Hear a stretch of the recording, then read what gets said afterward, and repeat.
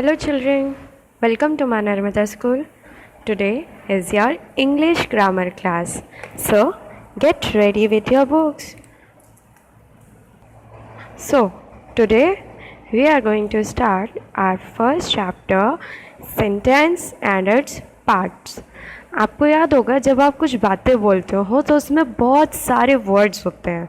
Like अभी जब मैं आपको चैप्टर एक्सप्लेन कर रही हूँ तो मैं अपनी लैंग्वेज में बहुत सारे वर्ड्स को यूज़ कर रही हूँ. तो सेंटेंस ऐसे वर्ड्स का ग्रुप होते हैं जिनसे कोई मीनिंगफुल बात, जिसका कोई मतलब हो, जो बात आपको समझ में आए, उसे आप क्या बोलेंगे? सेंटेंस, है ना. जैसे कि मैंने बोला I am going to school, है ना. I am going to school. तो यहाँ से इतने सारे वर्ड्स मैंने यूज़ करे, like I am going to school. मैंने इतने सारे वर्ड्स को एक ग्रुप में अरेंज किया और फिर मैंने आपको अपनी बात कही. तो इससे आपको समझ में आ गया होगा कि मैं बोल रही हूँ कि मैं स्कूल जा रही हूँ. तो ये कंप्लीट सेंटेंस माना जाएगा. क्या कहेंगे आप इसे? कंप्लीट सेंटेंस, क्योंकि इससे कोई मीनिंग निकल के आ रहा है. ओके. तो ऐसे वर्ड्स के ग्रुप जिनसे आपको कोई मीनिंग्स पता चले, जिसका कोई मतलब हो, उन्हें हम सेंटेंस बोलते हैं. जैसे ग्रुप ऑफ वर्ड्स तो बहुत सारे होते हैं. जैसे मैंने बोल दिया एप्पल, कीज़ और शूज़, जूस, कैट, डॉग, और इन सभी को मैंने एक साथ अरेंज कर दिया. लेकिन क्या ये सेंटेंस है? ये भी ग्रुप ऑफ वर्ड्स है, इनमें भी बहुत सारे वर्ड्स इंक्लूडेड है. लेकिन क्या इनसे कुछ समझ में आ रहा है? आपको कोई बात पता चल रही है? नहीं. क्यों? क्योंकि ये ग्रुप ऑफ वर्ड्स तो है, लेकिन इनको आप मीनिंगफुल सेंटेंस या मीनिंगफुल वे में एक्सप्रेस नहीं कर सकते हो. ये तो सभी के नाम है, लाइक एप्पल, की, शूज़, जूस, कैट, डॉग. इनका क्या कोई मीनिंग पता चला? नहीं. तो ऐसे ग्रुप ऑफ सेंटेंस, ऐसे ग्रुप ऑफ वर्ड्स जिनका आपको मीनिंग पता चलता हो, उन्हें हम बोलते हैं सेंटेंसेस. ओके. सो आपकी बुक में पहली डेफिनेशन भी लिखी है, a group of words that expresses meaningful and complete sense is called a sentence. आप ये डेफिनेशन अपनी फेयर नोट कॉपी में भी नोट करेंगे.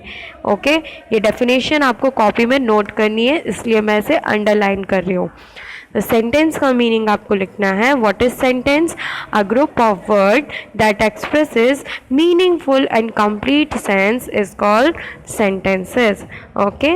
जैसे आप नीचे देखेंगे, आपको कुछ एग्जांपल्स दिए हैं जिससे आपको ग्रुप ऑफ वर्ड्स और एक मीनिंगफुल सेंटेंस में डिफरेंस समझ में आएगा. Favourite outdoor game, favourite outdoor game. By train, in the evening, book and pencil, the top of the hill, expensive watch. तो ये आपने कुछ ऐसे सेंटेंस पढ़े जिसमें बहुत सारे ग्रुप्स इंक्लूडेड थे, लेकिन क्या इनका कोई मीनिंग बना? नहीं. फेवरेट आउटडोर गेम इनकम्प्लीट लग रहा है क्योंकि किसी गेम के बारे में नहीं पता चला. किसके बारे में बात हो रही है, क्या बात हो रही है, वो भी हमें समझ में नहीं आया. बाय ट्रेन, ट्रेन से, ट्रेन से क्या, कौन जा रहा है, कहाँ जा रहा है, ये भी मीनिंग आपको नहीं समझ आ रहा. फिर books and pencil, books and pencil तो नाउन्स होते हैं, तो इसका भी मीनिंग आपको समझ में नहीं आएगा जब तक ये पूरा कंप्लीट सेंटेंस नहीं हो. So the above given group of words do not express complete sense. यहाँ पे जितने भी ग्रुप ऑफ वर्ड्स दिए गए हैं उनसे कोई भी कंप्लीट सेंटेंस नहीं समझ में आ रहा है. They can not be sentences. तो इनको आप सेंटेंस नहीं मानेंगे. Let us make meaningful sentence by adding few words to make group of words. तो इन ग्रुप ऑफ वर्ड्स में आप कुछ मीनिंगफुल सेंटेंस बनाने के लिए अपने मन से ऐड कर सकते हैं. जैसे फेवरेट आउटडोर गेम के लिए हम यूज़ कर सकते हैं, hockey is my favourite outdoor game. हमने सिर्फ hockey and hockey is my, ये 3 वर्ड्स का यूज़ करा है और आपने देखा ये कंप्लीट सेंटेंस बन गया. इससे आपको समझ में आ जाएगा आप किसके बारे में बात कर रहे हैं. हॉकी के बारे में बात कर रहे हैं. क्या कह रहे हैं कि वो आपका फेवरेट गेम है. तो आपको ये पूरी बात समझ में आ रही है. तो सेंटेंस ऐसे ग्रुप्स होते हैं वर्ड्स के जिनसे कोई मीनिंग समझ में आए। ओके, जैसे यहाँ पर लिखा है बाय ट्रेन। बाय ट्रेन तो इनकम्प्लीट सेंटेंस है, इससे तो कोई मीनिंग ही नहीं बना, लेकिन आप इसमें कुछ और वर्ड्स ऐड करके इसे एक मीनिंगफुल सेंटेंस बना सकते हैं। Like we will go to Chennai by train, हम चेन्नई ट्रेन से जाएंगे। तो यहाँ पे मीनिंगफुल सेंटेंस बना क्योंकि आपको सारे वर्ड्स ईजिली समझ में आ गए। सेंटेंस को पहचानने के लिए एक छोटी सी ट्रिक भी होती है, मैं आपको वो भी बता देती हूँ। जो कंप्लीट सेंटेंस होते हैं वो हमेशा कैपिटल लेटर से स्टार्ट होते हैं। ओके, कंप्लीट सेंटेंस हमेशा कैपिटल लेटर से स्टार्ट होते हैं और उनके एंड में पंचुएशन मार्क लगते हैं। अब आप कहेंगे पंचुएशन मार्क्स क्या होते हैं? तो पंचुएशन मार्क्स होते हैं आपके फुल स्टॉप या फिर क्वेश्चन मार्क या फिर एक्सक्लेमेटरी मार्क। ओके, तो ये होते हैं हमारे पंचुएशन मार्क्स। ओके, तो क्या याद रखना है आपको? दो बातें याद रखनी है। पहली चीज़, सेंटेंस हमेशा कैपिटल लेटर से स्टार्ट होंगे, और दूसरी बात, इनके एंड में पंचुएशन मार्क्स आएंगे, like full stop, question mark, exclamatory mark, तब जाके आपका ये कंप्लीट सेंटेंस फॉर्म होगा। और याद रखना, फुल स्टॉप, क्वेश्चन मार्क्स अगर इनके पीछे भी मैं लगा दूं तो क्या इनसे कोई मीनिंग निकला? नहीं। तो आपके सेंटेंसेस मीनिंगफुल भी होने चाहिए। ओके, चलिए, आई होप आपको ये समझ में आया होगा और आप अब ये एक्सरसाइज काफ़ी अच्छे तरीके से समझेंगे। Okay, so rewrite the following groups of jumbled words at the sentence. यहाँ पे कुछ वर्ड्स हैं, ग्रुप ऑफ वर्ड्स दिए गए हैं, बट ये प्रॉपरली अरेंज नहीं है ना, और ना ही इनसे कोई मीनिंगफुल सेंटेंस आपको समझ में आ रहा है। Like slept all day the cat lazy, तो क्या इनसे कोई मीनिंग समझ में आया? नो। आप इसे प्रॉपरली अरेंज करके देखिए। The lazy cat slept all day, मतलब कि एक आलसी बिल्ली पूरे दिन सोती है। अब इसका मीनिंग बना, ये बन गया आपका मीनिंगफुल सेंटेंस। और हमने दो बातें याद रखी थी कि हमारा सेंटेंस हमेशा कैपिटल लेटर से स्टार्ट होगा और एंड में क्या लगेगा? Punctuation mark. तो यहाँ पे क्या हम क्वेश्चन पूछ रहे हैं? नो, है ना। तो यहाँ पे हम क्या यूज़ करेंगे? Full stop. ओके, इसी की तरह हम बाकी के क्वेश्चंस भी सॉल्व करेंगे। चलिए देखते हैं। सेकंड है, they was your how in the school. तो ये प्रॉपर अरेंज्ड नहीं है, इसलिए इनसे कोई भी मीनिंगफुल सेंटेंस नहीं बन रहा है। चलिए अरेंज करते हैं इसे। How was your day in the school. अब आपसे कोई पूछता है कि आपका स्कूल में दिन कैसा रहा, मम्मा पूछती है ना जैसे ही आप घर जाते हो कि आज आपका दिन कैसा था, तो ये क्वेश्चन पूछा जा रहा है आपसे। तो सेंटेंस स्टार्ट करेंगे आप अपने कैपिटल लेटर एच से और एंड में आप यूज़ करेंगे क्वेश्चन मार्क। ओके, जब भी कहीं पर क्वेश्चन पूछा जाएगा तो वहाँ पे आप क्या यूज़ करेंगे? Question mark. Next we are having achievement on congratulations your. तो ये भी जम्बल वर्ड्स हैं जिनका कोई मीनिंग नहीं बन रहा है, प्रॉपर अरेंज करके देखते हैं। कॉन्ग्रेचुलेशंस ऑन योर अचीवमेंट, तो यहाँ पे बोला जा रहा है कि आपके अचीवमेंट के लिए, आपको जो मिला है उसके लिए बहुत बहुत बधाइयाँ।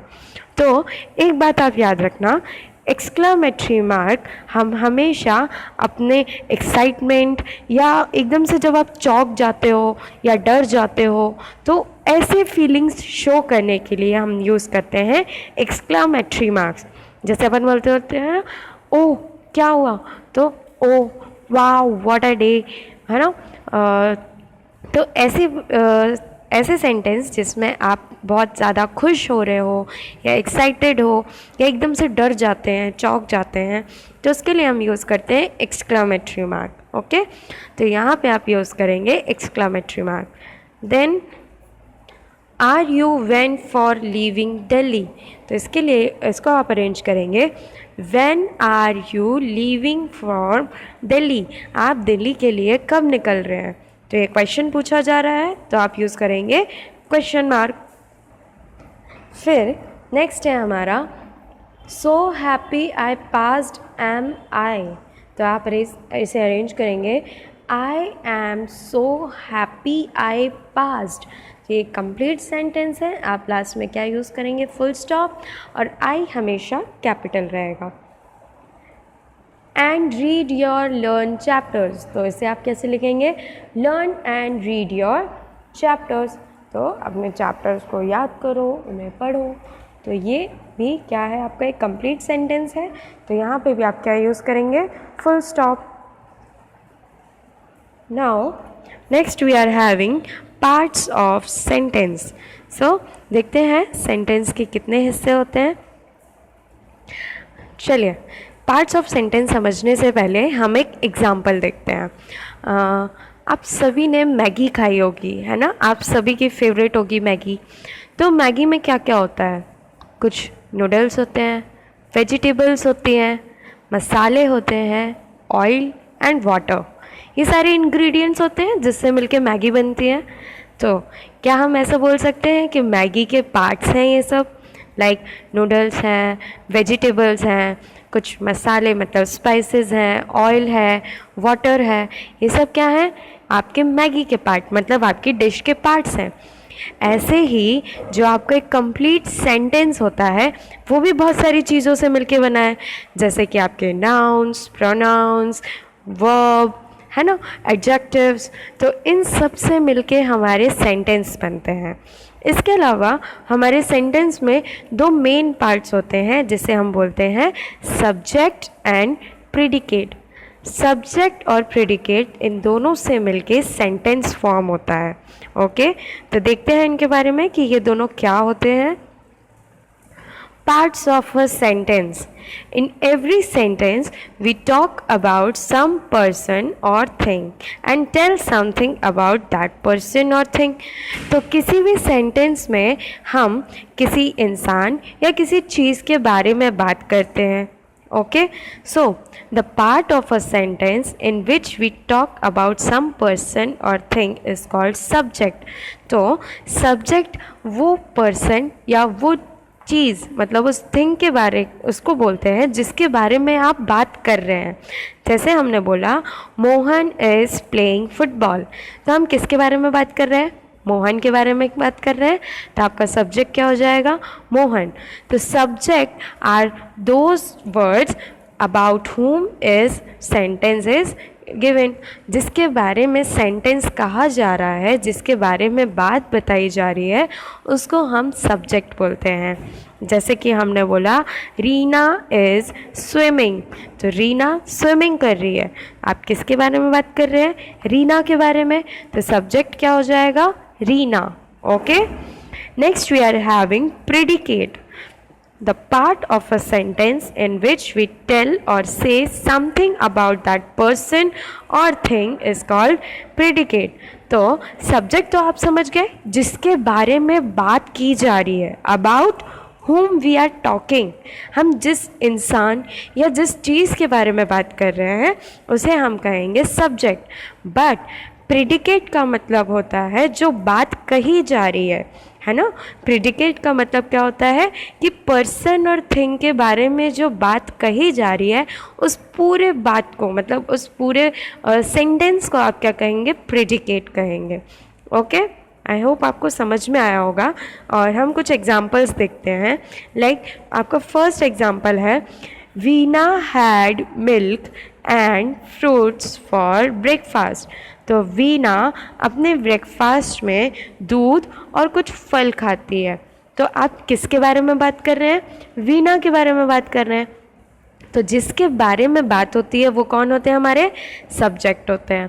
और दूसरी बात, आप वीना के बारे में क्या बात कर रहे हैं कि वो अपने ब्रेकफास्ट में मिल्क एंड फ्रूट खाती है। तो ये पूरा क्या है? आपका प्रेडिकेट है, क्योंकि आप वीना के बारे में ये बातें बोल रहे हैं। तो जो बात कही जा रही है वो क्या है? आपका प्रेडिकेट। ओके, नेक्स्ट एग्जाम्पल देखते हैं। The children were playing cricket, बच्चे क्रिकेट खेल रहे हैं। तो आप किसके बारे में बात कर रहे हैं?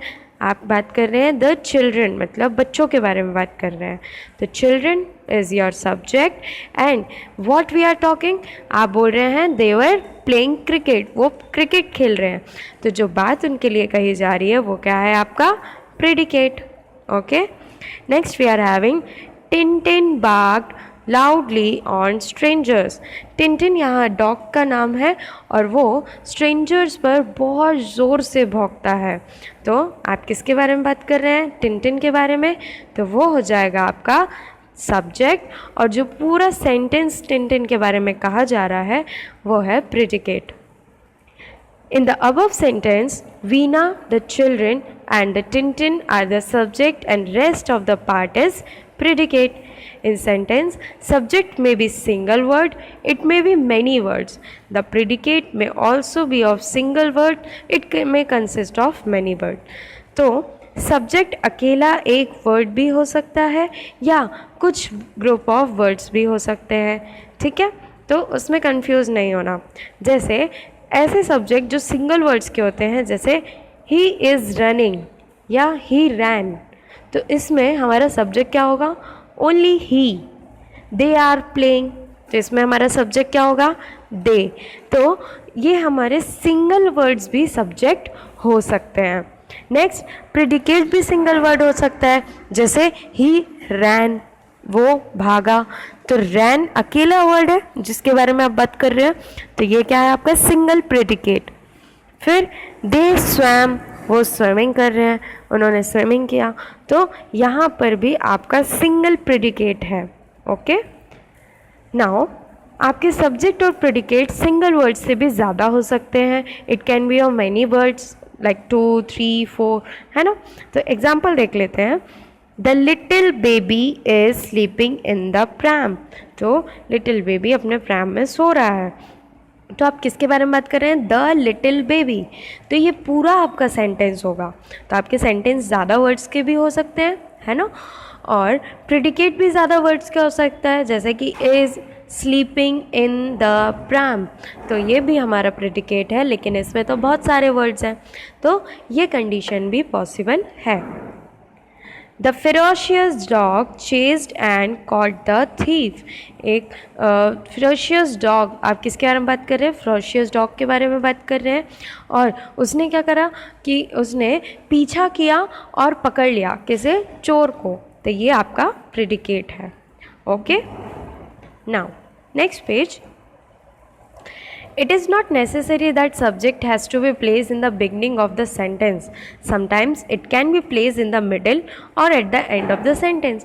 अब कुछ बच्चों को ट्रिक लग रही होगी कि जो सबसे पहले वर्ड आया वो सब्जेक्ट और पीछे का पूरा आपका प्रेडिकेट, ऐसा नहीं है। सब्जेक्ट मिडिल में भी हो सकते हैं और लास्ट में भी हो सकते हैं। ओके, तो उसमें कंफ्यूज नहीं होना। सब्जेक्ट हमेशा आपके नाउन होते हैं, लाइक ही शी, नाउन या प्रोनाउन हो सकते हैं, like he she it name, है ना, या फिर किसी चीज़ का नाम दे दिया गया हो, कोई पर्सन का नाम हो, किसी थिंग का नाम हो, ठीक है, तो उसमें आप कंफ्यूज नहीं होना। फॉर एग्ज़ाम्पल, डाउन ही रैन, नीचे की तरफ वह भागा, तो आप किसके बारे में बात कर रहे हो, ही, उसके बारे में, तो ये है आपका सब्जेक्ट और बाकी के सारे वर्ड्स क्या हो जाएंगे आपके predicate. Out of the word come a bear, तो वुड्स का मतलब लकड़ी नहीं, यहाँ पर वुड्स का मतलब होता है जंगल। ओके, तो जंगल से एक बियर निकला, तो आप किसके बारे में बात कर रहे हैं, बियर के बारे में बात कर रहे हैं, तो यहाँ पर आपका सब्जेक्ट हो जाएगा बियर और पीछे का पूरा सेंटेंस हो जाएगा आपका प्रेडिकेट। ओके तो आपके सब्जेक्ट एंड में भी हो सकते हैं, मिडिल में भी हो सकते हैं और स्टार्टिंग में भी हो सकते हैं, ठीक है। Now in sentence 1 the subject he is place in the middle of the sentence, पहले सेंटेंस में आपका सब्जेक्ट कहाँ है, मिडिल में है। In sentence 2 the subject bear is placed at the end of the sentence, आपका जो सेकंड सेंटेंस है इसमें जो सब्जेक्ट है बियर वो कहाँ है, एकदम एंड में है, तो ये दोनों पॉसिबल है। If we want to find out the subject in the sentence, we must say that the words about what. अगर आपको सब्जेक्ट पहचानना है तो आप अपने आप से एक क्वेश्चन भी पूछ सकते हैं, लाइक अबाउट व्हाट, आप किसके बारे में बात कर रहे हैं, कौन। तो यहाँ पर अगर बात होती है out of the woods came a bear, मतलब who came, so bear. So bear क्या है आपका subject. The answer to this word will clearly indicate the subject, और आपका इस क्वेश्चन का जो भी आंसर रहेगा वही क्या बन जाएगा, आपका सब्जेक्ट बन जाएगा। Okay, next we are having if we say the words about what for sentence the reply will be about he. अगर आप सब्जेक्ट में पूछते हो कि किसके बारे में बात हो रही है, तो यहाँ पर आप बोल सकते हो कि बियर के बारे में बात हो रही है, तो बियर क्या है, आपका सब्जेक्ट है। ठीक है, और rest remaining sentence will be your predicate.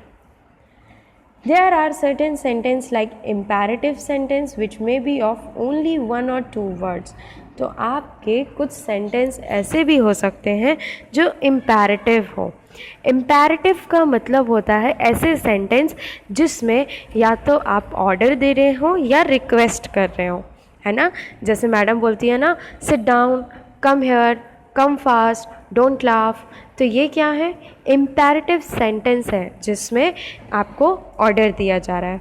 और या फिर आप कहते हैं ना, प्लीज़ गिव सम वाटर, है ना। तो यहाँ पर सब्जेक्ट कैसे रहेंगे आपके सेंटेंस, इम्पैरेटिव सेंटेंस रहेंगे जिसमें आप या तो रिक्वेस्ट कर रहे हो या फिर किसी काम के लिए ऑर्डर दे रहे हो, वो सेंटेंस आपको समझना होगा। Okay, in the above sentence you is self understood, तो यहाँ पर आपके जो सब्जेक्ट रहेंगे वो हमेशा क्या रहेंगे, यू, क्योंकि आप किसी को ऑर्डर दोगे तो यही कहेंगे ना, you don't laugh, you sit down. तो ये सब सेंटेंस क्या होते हैं जिसमें आपका सब्जेक्ट बनता है यू, जिसमें आप ऑर्डर किसी सेकंड पर्सन को देते हो। Okay, now we are having one exercise in which you have to circle the subject and underline the predicate. आपका जो सब्जेक्ट है आप उस पर सर्कल करेंगे और प्रेडिकेट को अंडरलाइन करेंगे। So let's start with our very first question. The winning horse appeared at the starting line. तो यहाँ पे कहा जा रहा है कि जो घोड़ा जीता था, the winning horse appeared at the starting line, वो स्टार्टिंग लाइन पर दिख रहा था। तो आप किसके बारे में बात कर रहे हैं, द विनिंग हॉर्स के बारे में बात कर रहे हैं। तो ये क्या है आपका सब्जेक्ट, और क्या बात कर रहे हैं, that he appeared at the starting line, वो स्टार्टिंग लाइन पे दिखा था, तो वो हो जाएगा आपका प्रेडिकेट। आप समझने के लिए भी लिख सकते हो कि ये जो मैंने अंडरलाइन करा है वो क्या है आपका प्रेडिकेट, और जो सर्कल किया है वो क्या है आपका subject. Okay, next we are having the bank will keep a record of your work. तो यहाँ पर बोला जा रहा है कि बैंक आपके सारे लेन देन का हिसाब रखता है। तो आप किसके बारे में बात कर रहे हो, द बैंक, तो द बैंक हो जाएगा आपका सब्जेक्ट। और क्या बात करना है, that will keep a record of your work, bank आपके सारे कामों का रिकॉर्ड रखेगा, तो ये हो जाएगा आपका predicate. Next we are having the tsunami destroy many house. Tsunami बहुत से घरों को डिस्ट्रॉय, खराब तोड़ देता है, खराब कर देती है। तो यहाँ पर हम किसके बारे में बात कर रहे हैं, सुनामी, तो यहाँ पर आपका सब्जेक्ट हो जाएगा द सुनामी, और आपका प्रेडिकेट हो जाएगा destroyed many house. Okay, next we are having birds fly in the blue sky. सारी चिड़ियाँ नीले आसमान में उड़ रही हैं। तो यहाँ पर हम किसके बारे में बात कर रहे हैं, बर्ड्स के बारे में, तो बर्ड्स हो जाएंगे आपके subject and remaining sentence will be your predicate. My new computer was assembled by my uncle. So यहाँ पर बोला जा रहा है कि मेरा नया कंप्यूटर मेरे अंकल ने असेंबल किया। असेंबल का मतलब होता है, आपने देखा होगा ना, कुछ टॉयज़ ऐसे आते हैं जिनके पार्ट्स को आपको खुद जोड़ना पड़ता है ना। तो ऐसे हिस्से या ऐसी चीज़ें जिनके पार्ट्स को आप खुद जोड़ते हैं उस काम को हम बोलते हैं असेंबल करना, मतलब कि सबको इकट्ठा करके जोड़ना। सो यहाँ पे किसके बारे में बात हो रही है? My new computer. और आपका प्रेडिकेट क्या है? Was assembled by my uncle. Last one is round the corner walked Harry and fell off the pay। So तो यहाँ पर किसके बारे में बात हो रही है? हैरी के बारे में बात हो रही है। तो यहाँ देखो आपका जो सब्जेक्ट है वो कहाँ है? Middle of the sentence, sentence के बीच में है। और बाकी के जितने भी आपके लेटर्स हैं, वर्ड्स हैं, वो सब क्या हैं? Predicate. Okay, so here our second exercise is also completed. Now next one is, this dress is very expensive. ये ड्रेस बहुत एक्सपेंसिव है। तो आप किसके बारे में बात कर रहे हो? ड्रेस के बारे में। तो ड्रेस हो जाएगा subject and is very expensive हो जाएगा predicate. Next we are having the river flows down the mountain. नदी पहाड़ से नीचे गिर रही है, बह रही है। तो यहाँ पर आप किसके बारे में बात कर रहे हैं? The river. So the river will be your subject and flows down the mountain will be your predicate. Okay,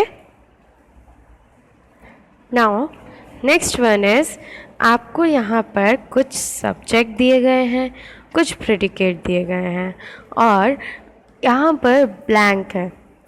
तो सब्जेक्ट को देखकर आप कोई भी प्रेडिकेट मतलब उनसे रिलेटेड कोई भी बात लिख सकते हो और यहाँ पर प्रेडिकेट को देखकर कोई सा भी सब्जेक्ट लिख सकते हो।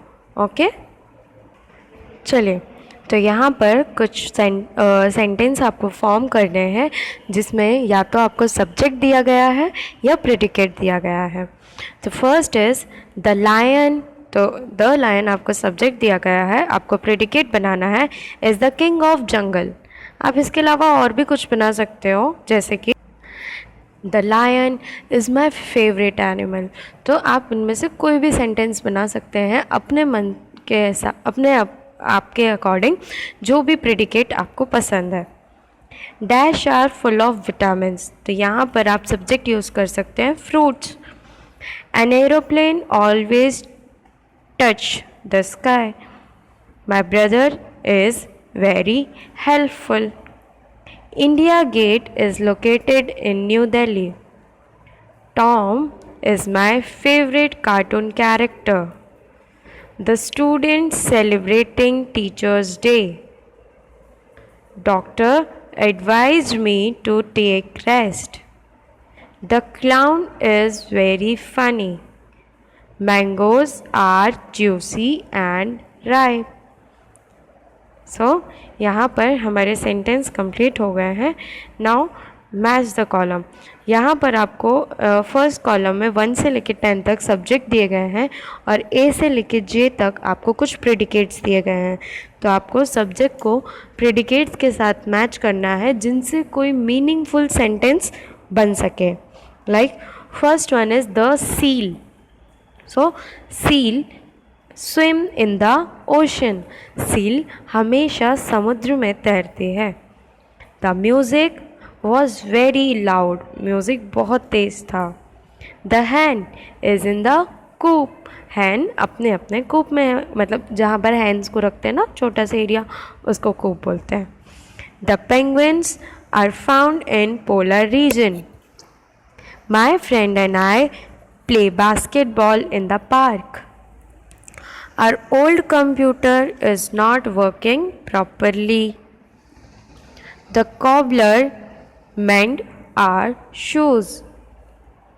Nisha is my youngest sister. He jumped. The moon appeared in the night. So here हमारे subject and predicates complete हो गए हैं। अब लास्ट एक्सरसाइज है जिसमें आपको कुछ वर्ड्स दिए गए हैं जिन्हें यूज़ करके आपको एक मीनिंगफुल सेंटेंस बनाना है। First one is painting. आपको मैं कुछ एग्जाम्पल दे देती हूँ जिससे आप समझ के अपने मन से सेंटेंस फॉर्म करेंगे, और ये आपका होमवर्क है, और सभी इन सेंटेंस को फॉर्म करके मुझे सेंड करेंगे। तो फर्स्ट इज़ पेंटिंग। तो आप लिख सकते हो I love painting. Morning, so in sun rises in the morning.